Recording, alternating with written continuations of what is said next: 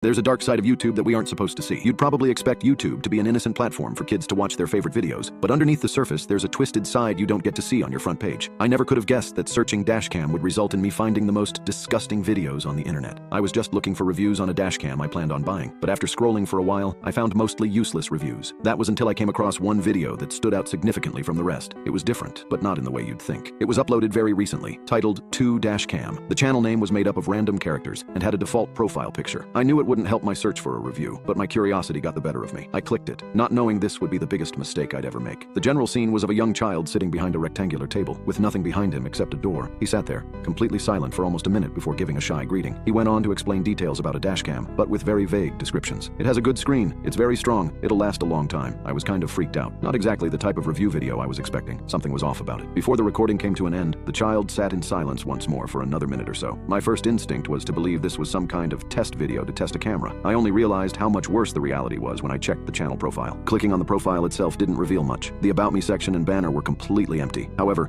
there was one other video on the channel, titled 1dashcam. It was uploaded just 1 minute before the second video. The preview photo was nearly identical, just an image of the same child sitting on the chair. So I wondered if they were testing multiple dash cams. Just as before, I allowed my curiosity to get the best of me and opened the second video. This is when I realized this wasn't really a video at all, and instead was one frozen frame from the other clip. A soft ringing noise grew louder during the first few seconds, followed by a robotic voice reading several facts about, apparently, the child. Name, Rodney Wilson. Age 9. Mother location, jail. Father location, deceased. Cause of death, birth. Several moments of silence later, the video ended. A horrible feeling grew in my gut. Surely this wasn't what I thought it was. I told myself it was some cruel joke, but even if it was, finding humor in something so disturbing was completely uncalled for. It looked like an advertisement to sell the child. There must have been a hint somewhere of what the purpose of the videos were, but one thing about the account stuck out to me. A number of people were already subscribed to the channel. Not many people, but more than seemed reasonable for an account made only a few hours earlier with random numbers as the name. I didn't question the subscribers too much since they all looked pretty normal at a glance, though seeing them gave me an idea. The best way to find out what these videos were was simply to wait for more of them, so I myself subscribed and left it at that for the time being. I never could have guessed what I had just gotten myself into. A good portion of the day passed before I logged back into YouTube to check on the account from earlier, though to my surprise it had been deleted. No more subscription, no more videos. That was it, until the next morning. I was met with a message on my YouTube account. It said, "You have subscribed to Eyes Below the Sun study," then provided 2 links, but at the end of the message it specified, "Please remember, no one has been harmed." Due to the sender of the message being from another account of mixed numbers, I knew this must have come from the person behind the other profile,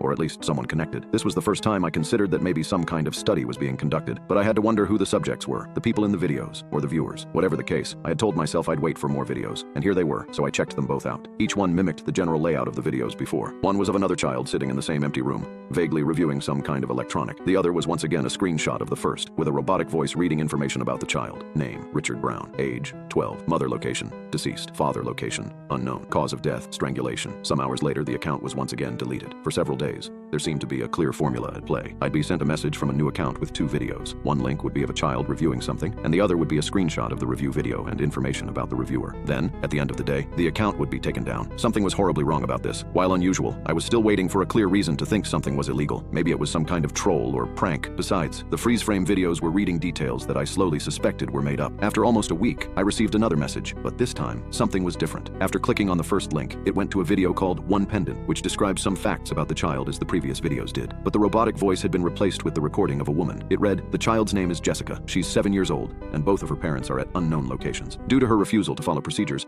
appropriate action will be taken." Odd. What does appropriate action mean? I clicked the next link and saw the usual setup of a child, presumably Jessica, sitting at a table. She began describing a pendant in a vague manner, which was no surprise. However, in the middle of her description, she suddenly stopped and began to weep. A woman standing out of view calmly asked the girl to keep her eyes on the camera, but she continued to cry for a while before asking, "What did you do to my mom?" While the second person in the room wasn't visible, I could guess she began moving around since the video started shaking. Suddenly, the camera was pushed to the side, exposing a door to the bathroom. The woman then revealed herself by entering the now visible second room, taking a moment to shuffle through a cabinet before returning with a pair of scissors and a knife. I wasn't able to get a good look at the person, but a large wound on her face was impossible to miss. It started at the corner of her mouth to her ear. The video then ended. This must have set off some kind of chain reaction, because the next 2 or 3 days had children who were all acting strange. They'd try to describe whatever product they were assigned to, while fighting back tears and glancing at something in the corner of the room out of view. I didn't know what to do. It's not like I could call the police. There was nothing illegal going on that I could see. see, until I received the next link. There was only one link that day to something called Zero Eyes. What could it be? I opened the video and was met with an empty room. Apparently the host hadn't been seated yet. Intense commotion could be heard outside, in the form of footsteps stomping down the hallway towards the door, and muffled screaming, apparently from a kid. When the door opened, a man burst through holding a child in his arms. Tape had been put over the boy's mouth, and his arms were tied behind his back. After kicking the door shut with his foot, the man practically threw the child onto the table with so much force that the camera fell over. The scene had changed from the usual table to the corner of the room where the previous children had been uncomfortably glancing at. This laying on the floor naked was the girl from the pendant video, motionless, with wounds covering her entire body. Dried blood streamed down from her eyelids that had been savagely cut or ripped off. While she'd clearly been there for several days, her eyes very slightly vibrated. The child was dying, but still alive. Suddenly, text on a black screen popped up with the words, "Do not be alarmed," for several moments before the video ended. This was the last straw. I wrote down the numbers of the account and the video name before rushing out of my house to the local police station. I can only imagine how frantic even trying to speak was challenging, and it didn't help that the officers impatiently demanded I calm down. Eventually, however, I managed to tell them what I had seen, and they requested I sit tight while they checked out the video themselves right there. Maybe 15 minutes passed before the officers returned to me. Unfortunately, I didn't get there fast enough. The account and video had already been deleted. I didn't lose hope, however, because I knew I'd get another video the next day, so I promised to return when the proof of this nightmare arrived. That night, I didn't sleep well since the mental image of the mutilated girl was stuck in my brain. I couldn't check my messages on YouTube fast enough when I awoke, and what I found was the following. Hello, you have been unsubscribed to Eyes Below the Sun study. Link 1. Please remember, no one was harmed. Upon clicking the link, I gasped at the title of the video. It was a 0 immediately followed by my YouTube username. With a terrible sinking feeling in my stomach,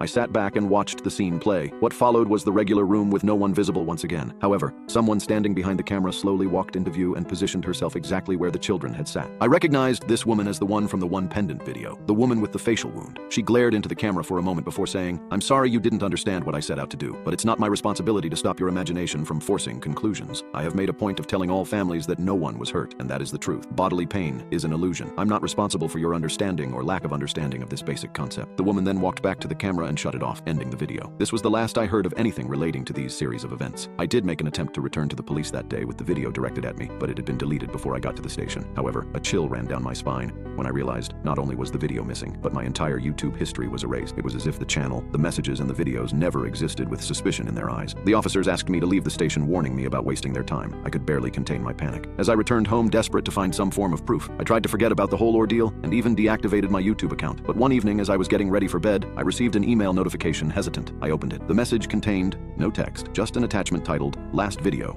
MP4. I played the video, and it was footage from a security camera placed in what looked like my living room. It showed me watching the previous videos on my laptop. At the end of the video, the same woman from before stepped into frame, walking towards my front door. The video ended, but outside, I heard a soft knock.